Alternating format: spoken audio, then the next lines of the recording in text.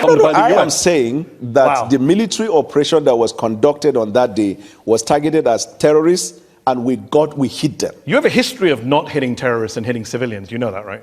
Your country. I'm not aware. Oh, well, on December 21st, the Nigerian Air Force said that they handed over compensation to people who were hit in an accidental airstrike on Christmas Day 2024. Do you just bomb every Christmas? When and when? Christmas Day 2024 and Christmas Day 2025. I dispute that fact. We'll take it up with the Nigerian Air Force. Let me ask you this. Since President Tinubu came to office in 2023, the situation has worsened in your country. You have a mixture of militant groups, you have bandits, you have clashes between herders and farmers. We also have Nigeria is now incursion of foreign interest in Nigeria. Nigeria is now the 5th deadliest country in the world. Are you proud of that record? I acknowledge the fact that we have insecurity in Nigeria, and until the hoax narrative of the Christian genocide, then we began to see back-to-back attack in Nigeria. We had, for the first 2 years of the president's administration, a substantial peace in Nigeria. Actually, the number of deaths went up on the president's watch. After this incident of a Christian genocide. And by the way, when did that begin? There is no country of the world today that is free from insecurity. No, there I are agree. parts of London you can't go in the evening. Okay, but we're not bombing London to root out militant training camps. But you have had so many of the bombing on behalf of the United Kingdom by the United States. Since you're making rather spurious comparisons. No, the context 11,000 people were killed in conflict in Nigeria in 2025. That is up from 8,700 in 2023. That is a 26% increase in the number of Nigerians killed since your party and your president came to office. That's a pretty awful record. It's awful. And we're fighting hard day and night. That's one of the reasons why the president traveled to Turkey, where we had bilateral agreement to deal with insecurity. That's why we're cooperating with the United States of America. That's why we're cooperating with any country of the world. The reason is because since 9/11, terrorism is a global phenomenon. Agreed.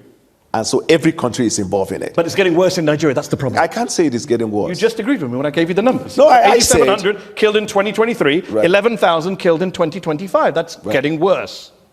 How many people were killed in the United States last year? In conflict-related violence, probably. So this is not a conflict. This is an act of terrorism. Okay. So how many people were killed in the United States in terrorism? Excuse me, sir. It wasn't 11,000. This is part of what Donald Trump many years ago in his first term classified the Western media as fake news. The reason is because context matter. This is not Western media. You are well aware. This is not Western media. Yes, I understand. But this is the Armed Conflict Location and Event Data, ACLED, the most respected group that counts conflict-related violence around the world. Let me ask you, where there is a terrorist attack, I could also give you another source. An armed conflict? I mean, National Human Rights Commission. This is a Nigerian group. 2,266 people were killed by bandits or insurgents in the first half of 2025. That's more than were killed in all of 2024. You are failing. Amnesty International says you are failing at security. The numbers don't lie.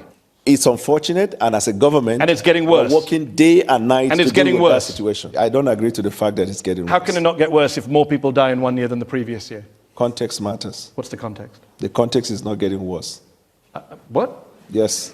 The context is not getting worse. The context is that it is not getting worse because you see, this is a water, right? Okay. If you have the water half, you could say half glass filled or half empty. Yeah. Isn't it right? Yeah.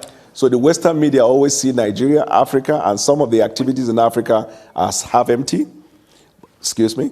But we see it as half full because when we look at it, and when I say context matter, before the president took the oath of office, we knew the situation in Nigeria. And you made it worse. When he made the decision to take bold step to put Nigeria in better trajectory, we were well aware of the fact that it was going to incense lots of people. Okay. We are also aware. Made your point. I get the glass half full. I get the context. I also understand basic mathematics. Let me ask you this.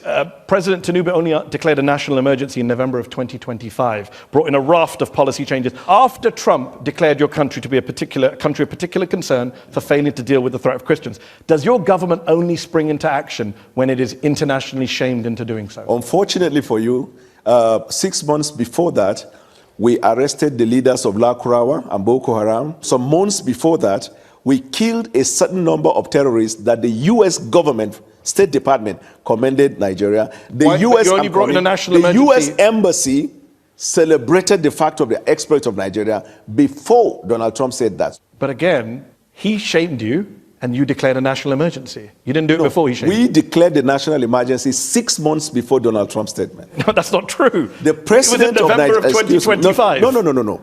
Much earlier, around, I think, April or May, the president declared national emergency on insecurity.